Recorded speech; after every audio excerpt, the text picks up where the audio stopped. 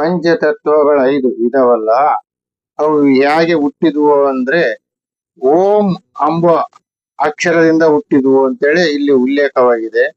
ಅದರ ಬಗ್ಗೆನೇ ವಿವರ ಮಾಡೋಣ ಇಲ್ಲಿ. ಆ ಆಕಾರ, ಸಜ್ಜಾದ್ವತ ಮುಖ, ಬ್ರಹ್ಮ ಆದಿದೇವತೆ, ಅದರಿಂದ ಪೃಥ್ವಿ ಹುಟ್ಟಿತು, ಇದಕ್ಕೆ ಪ್ರಮಾಣವು ನಕಾರವಾಯಿತು. ಇದು ಪೃಥ್ವಿ ಹುಟ್ಟಿದ ವಿವರ. ಹೀಗೆ ಇನ್ನೊಂದು ನೋಡೋಣ. ಉ ಪ್ಲಸ್ ಕಾರ, ವಾಮದೇವ ಮುಖ, ವಿಷ್ಣು ಆದಿದೇವತೆ, ಇದರಿಂದ ಅಪ್ಪು ಹುಟ್ಟಿತು ಅಂದ್ರೆ ನೀರು ಹುಟ್ಟಿತು.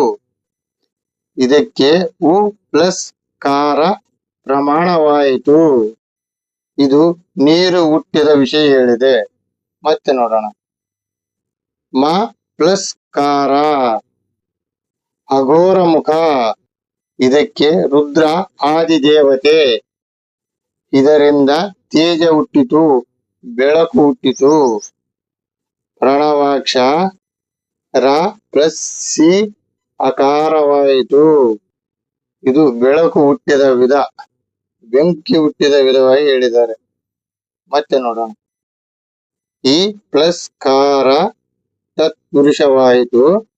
ಇದಕ್ಕೆ ಈಶ್ವರ ತತ್ಪುರುಷ ದೇವತೆ, ಇದರಿಂದ ವಾಯು ಹುಟ್ಟಿತು ಅಂದ್ರೆ ಗಾಳಿ ಹುಟ್ಟಿತು. ಇದಕ್ಕೆ ಪ್ರಣವ ಅಕ್ಷರ ವ ಅಕಾರವಾಯಿತು. ಇದು ಗಾಳಿ ಹುಟ್ಟಿದ ವಿಧ. ಮುಂದೆ ನೋಡಿ.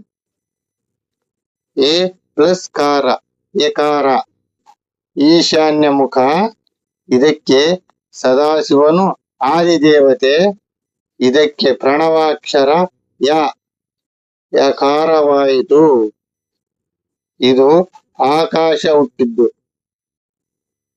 ಈ ಪ್ರಕಾರವಾಗಿ ಪಂಚತತ್ವಗಳು ಓಂಕಾರದಿಂದ ಈ ತರ ಭಾಗವಾಗಿ ಹುಟ್ಟಿದ್ವು ಅಂತೇಳಿ ವಿವರಿಸಲಾಗಿದೆ.